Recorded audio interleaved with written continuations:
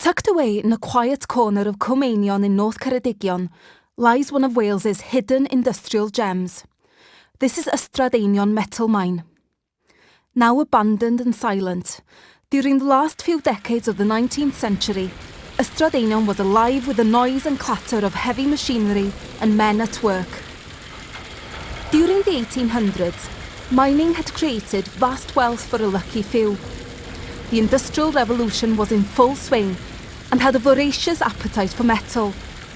Almost everything, from chemicals to printing, buildings to battleships, needed the ores of all kinds of metals, and the only way to get it was to dig. Seeing an opportunity to make money, a Lancastrian entrepreneur called Adam Mason leased the land at Ystrad, where mining for lead and other metals had been carried on in a small way since the 18th century. Convinced that the mine would make his fortune, Mason sank over £3,000 into state-of-the-art equipment. That's over £250,000 in today's money. And he celebrated its official opening on the 21st of September 1877 with a sumptuous dinner for the workmen, agents and several gentlemen. Its owner may have had big ambitions, but the mine itself was relatively modest. A report of 1891 notes just 11 miners were working at the site, 9 men labouring underground and 2 on the surface. Mining for metal was back-breaking work, and much of Ystrad's activity went on deep under the earth. Here, miners worked long hours in near darkness, drilling holes into the rock, packing the holes with gunpowder and blasting the rock apart into rubble. Covered in dust and with ears ringing from the blast, the miners would then shovel the rubble into wheelbarrows and wagons, ready for transportation to the mine shaft. Once at the mine shaft, it was loaded into huge iron buckets known as kibbles and hoisted to the surface. Any job working below the Earth's surface is dangerous, and mining at Ystrad was no different. Accidents were common. Working conditions were wet, filthy and dark, each miner wearing just a single candle on his helmet. As a result of working in such desperate conditions, miners often developed life-threatening illnesses such as bronchitis, pneumonia and silicosis. Heart failure was also common, often brought on by miners racing up and down ladders in the deep shafts. Alongside accident and illness, flooding was a major problem and could bring work to a standstill. This was overcome at Ystrad with the installation of an underground water wheel. The water wheel operated drainage pumps, as well as a drum for winding the rocks from the deeper levels of the mine. This is a hidden treasure of the mine, and is unique in its survival. Almost 5 metres in diameter, this water wheel is so large that it would have been assembled underground by candlelight. In fact, water was vital to almost every process at the mine.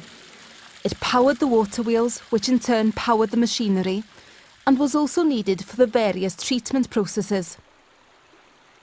To bring water to the mine, a leat was built, running from the River Einion 1.5 miles upstream and contouring the hillside.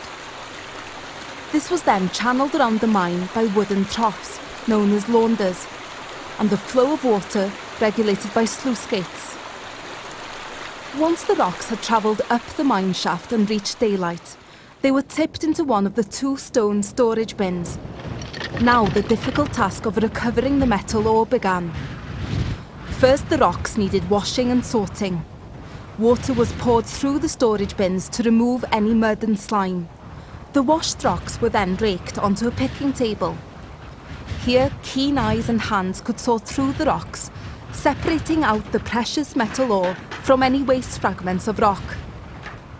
This job was often carried out by women and children. At Ystrad, we know that in 1891, 2 boys aged between 13 and 18 were carrying out this task. The process didn't end there. A typical piece of metal ore at this stage was still a fusion of different fragments of minerals and metals, everything from unproductive rock and quartz to silver-bearing lead, zinc and copper. It was vital to separate out the precious metal ores from the surrounding waste. To do this, the rocks were crushed by machines driven by the mine's largest water wheel. First, a stonebreaker broke the ore brought from the picking table into small pieces, and then a huge crusher with rollers smashed it even smaller. Once reduced to the size of coarse gravel, the metal ore was passed through a chute onto the next stage, the jiggers. Rather like a large washing machine, the jigger used water and the rapid jerking motion to separate the valuable fragments of metal ore from the waste. Any pure ore that came out at this stage was removed and bagged, whilst the remaining rocks were sent through to the Biddles to retrieve very fine particles of ore. Every last particle had to be collected. Even the muddy water from the initial washing stage was put through the Biddle. At the end of the process, the wastewater from the Biddles, still loaded with poisonous metallic compounds, needed purifying before it could be fed back into the River Einion. This was done with an elaborate system of settling troughs and ponds. The mine also had a blacksmith shop, where all the ironwork was made, serviced and repaired. A gunpowder magazine, set away from the other buildings to prevent explosion, and a series of tramways that transported ore, waste and other materials around the site. Once every last particle was retrieved, the metal ore was bagged up and transported out of the valley by horse and cart, eventually ending up at the smelting furnaces of South and North Wales. It was the culmination of a lengthy, arduous process. Despite all the hard work, Ystrad Einion never became a huge commercial success. In fact, some years proved spectacularly unprofitable. In 1883, Thomas Thompson, chief agent of the mine, reported, "No ore sold this quarter." By 1885, the situation had worsened to, "We have not made any returns whatever during the last year." Looking back, we can now see that Adam Mason and his high technology arrived at Ystrad Einion simply too late. The ores were becoming exhausted, mining costs were increasing, and British production was being threatened and eventually destroyed by cheap foreign imports. Ystrad Einion only operated sporadically from the 1870s and finally closed in 1903, when much of the machinery was sold or scrapped. Adam Mason may have never made his fortune at Ystrad Einion, but the surviving remains are, at least, a rich reminder of Wales's proud industrial heritage.